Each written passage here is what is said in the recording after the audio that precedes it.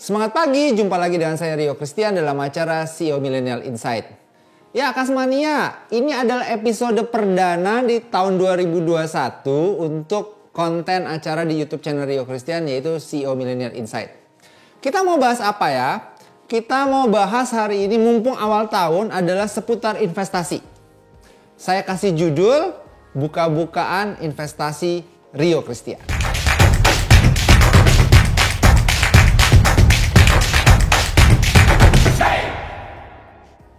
Ya Kasmania, hari Sabtu kemarin saya tuh diundang sebagai pembicara di sebuah acara inaugurasi GCI Bali di Art Center. Nah, di acara tersebut saya tuh dapat tugas untuk membagi yang berkaitan dengan dunia keuangan dan investasi atau saya sebut dengan financial literacy.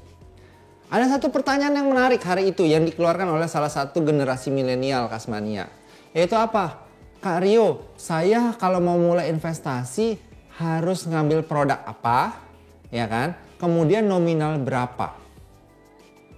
Nah, karena ada pertanyaan seperti itulah maka hari ini di CMI episode kali ini saya mengangkat tema tentang investasi. Saya mau ngomong gini, Kasmania, kalau hari ini kita ngomong investasi, ya kan? Berarti anggapannya Kasmania adalah orang-orang yang sudah bekerja dan memiliki pendapatan. Kalau hari ini kalian adalah pegawai atau kalau kalian hari ini adalah seorang entrepreneur atau pengusaha, intinya udah punya pemasukan. Nah, sebelum ngomong investasi, paling penting sekarang adalah Kasmania bisa untuk membedakan mana uang pendapatan yang dipakai untuk kehidupan sehari-hari dan mana yang akan dialokasikan untuk investasi. Atau yang kedua, kalau Anda pengusaha adalah mana uang perusahaan, mana uang pribadi. Jangan dicampur-campur, ini uang perusahaan, ini uang pribadi.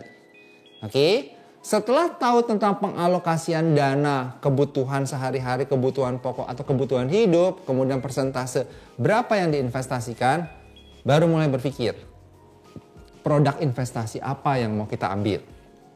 Nah, kalau ngomong hari ini, Kasmania, kalau ngomong investasi penting banget memulai sejak dini. Bukan penting seberapa besar yang diinvestasikan. Oke? Yang pertama adalah memulai sejak dini. Maksud saya gini. Misalkan Anda, Kak, saya hanya punya persentase uang dari alokasi untuk investasi hanya 100.000 misalkan. Ya, mulailah dari angka 100.000 tersebut. Jangan nunggu nanti 100.000 itu jadi 1 juta dulu, 10 juta atau baru kalian berinvestasi. Nggak akan keburu, nggak akan kekejar. Oke? Mulai dari uang kecil yang kalian punya. Tetapi pesan saya bukan disisihkan dari sisa uang kebutuhan, tetapi sudah di awal kalian alokasikan. Contoh, kalau hari ini gajinya minimum Kabupaten Badung misalkan 2,8 juta atau 3,4 juta. Kalian mau alokasikan berapa? 10%, 20% atau 30%? Terjeleknya 10% deh. Ya kan? Berarti kan 2,8 juta sampai 280.000 sampai 340.000. Ya itu deh yang kalian investasikan. Tetapi tipsnya kalau ngomong investasi, pisahkan uang tersebut dari rekening yang punya ATM. Oke? Kenapa saya bilang? Kalau uang itu ada di dalam ATM kalian, percaya deh. Kalian akan tergoda untuk memakainya, menariknya. Ujungnya nggak nabung. Nah kalau ngomongin pisah dari uang ATM, nah nabungnya di mana? Nabunglah di BPR. Contoh di BPR Kas Indonesia. Belum ada ATM-nya. Jadi kan kalau lu pada naruh duitnya di sana, mau narik kan susah. Harus datang ke banknya dulu. Oke? Itu menghambat kalian untuk tergoda memakai dana tersebut. Kemudian kalau uangnya kecil, Kak, apa yang harus saya pilih investasinya? Ya, tadi saya bilang, datang ke BPR, ya kan? Pilih tabungannya tabungan berjangka. Contoh kalau di BPR Kas itu ada yang namanya tabungan Simapan, simpanan masa depan. Oke, tabungan Simapan adalah produk tabungan berjangka, yaitu Anda komitmen nabung setiap bulan nominal tertentu berdasarkan jangka waktu kontrak tertentu. Mau 5 tahun, mau 10 tahun, mau 2 tahun, mau setahun, itu teman-teman yang tentuin. Nominalnya fix setiap bulan sama. Saya mau bilang gini, tabungan berjangka ini keren banget. Saya bilang keren banget impact atau result hasil yang akan didapat. Kenapa? Karena tabungan berjangka itu sistem bunganya adalah bunga berbunga. Salah satu orang paling pintar di dunia, Albert Einstein, bilang gini, ya kan? Compound interest is the eighth wonder of the world. Oke, compound interest is the eighth wonder of the world. Jadi sistem bunga majemuk adalah keajaiban ke-8 dunia, yaitu menggulung. Imbal hasil yang didapat menggulung berserta pokoknya itu gede banget. Jadi teman-teman pilih deh itu dulu sebagai awal memulai investasi. Terus yang kedua, kita ngomong gini. Kalau ngomong investasi, ya kan, penting untuk memiliki pengetahuannya atau knowledge-nya. Kalau teman-teman gak ngerti knowledge-nya, bahaya. Kalau tabungan tadi kan gampang. Knowledge-nya adalah cari tahu banknya bagus atau enggak, sehat atau enggak, dijamin LPS atau enggak produknya. Dah, itu doang. Tetapi kalau teman-teman mau naik level lebih tinggi, contoh, misalkan investasi Anda ke saham. Saya enggak bilang saham enggak bagus, bagus banget. Kalau Anda memiliki diversifikasi investasi ke saham. Tetapi penting adalah mengetahui ilmunya. Kalau katanya salah satu quotes yang saya punya ada dari Benjamin Franklin. Benjamin Franklin bilang gini, bagus banget. An investment in knowledge, ya kan, pay the best interest. Jadi kalau mau dapat imbal hasil yang bagus, ketahui produknya, ketahui cara mainnya, maka akan mendapatkan return yang bagus. Kita ngomong hari ini saham, ya kan? Pasca pandemi dari kemarin Maret tahun lalu di Indonesia, ya kan, gonjang-ganjing akibat COVID membuat apa?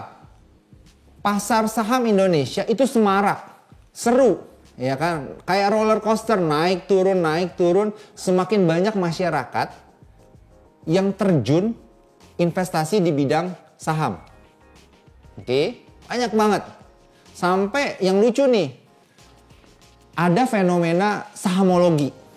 Ya, ada fenomena para orang-orang terkenal di Indonesia ngomong sesuatu tentang sebuah saham, ya kan? Semua orang pada ngikutin.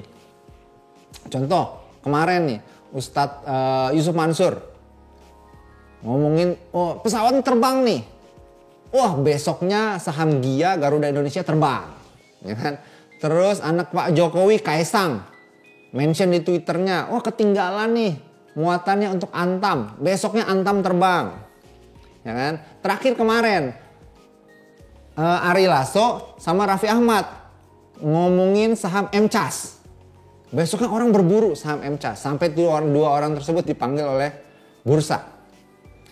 Nah, yang saya mau bilang begini, kalau mau investasi saham, ya kan, jangan berdasarkan ikut-ikutan.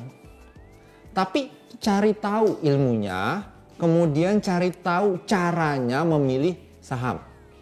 Nah, sekarang pertanyaan ini judulnya gini, buka-bukaan investasi Rio Christian. Rio Christian jelas punya tabungan di BPRKAS, yes, ya kan? Punya deposito di BPRKAS, yes. Tapi juga punya di investasi saham.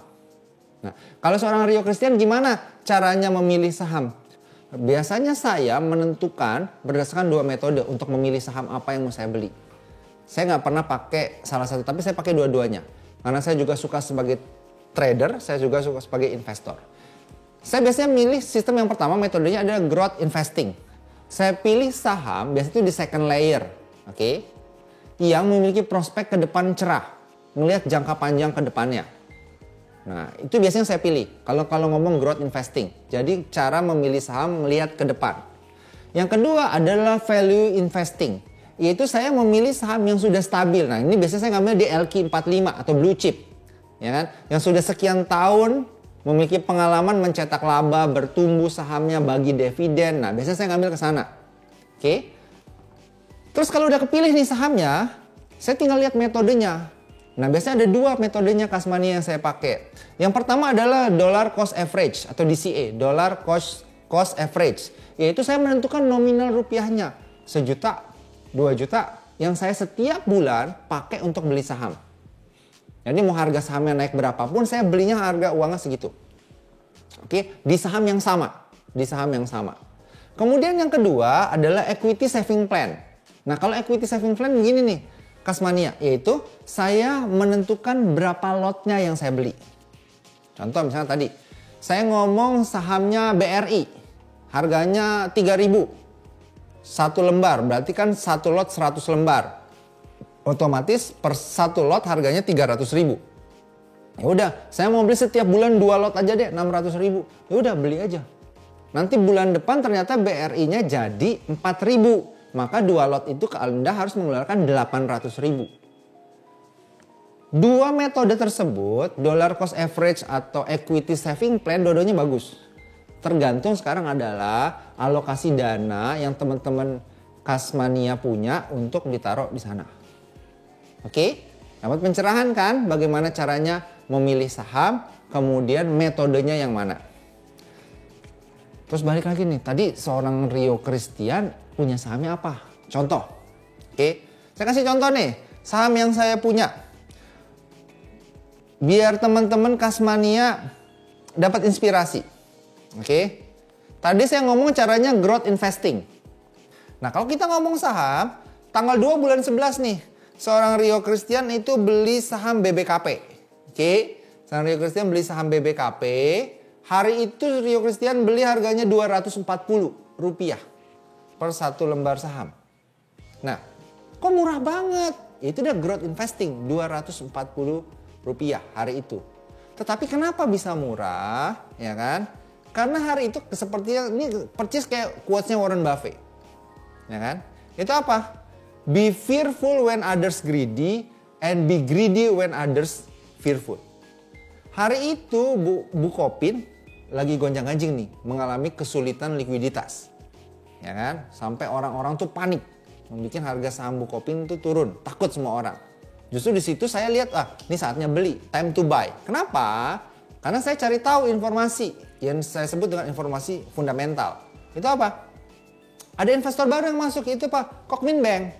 Akhirnya Kokmin Bank beli saham Bukopin, ya kan, masuk akuisisi, menambah, dia udah punya tapi akhirnya menambah share-nya lagi sehingga menjadi pemegang saham majority di sana. Hari ini tanggal berapa? Hari ini tanggal 13, ya kan? BBKP atau Bukopin harganya udah di 760. Padahal saya beli tanggal 2 bulan 11. Oke, 760, hitung sendiri dah persentasenya berapa. Itu sistem yang saya sebut tadi, ya kan, growth investing. Nah, kalau ngomong tadi juga satu lagi adalah value investing, yaitu berinvestasi saham di perusahaan-perusahaan yang memiliki fundamental bagus, historical 5 tahun ke belakang atau 10 tahun ke belakang bagus, sering membagi dividen, harga sahamnya naik secara pasti setiap tahun, ya kan? Nah, ada nih, saya punya satu lagi nih. Saya punya, apa nih saya beli? Tanggal 23 September saya beli BBRI.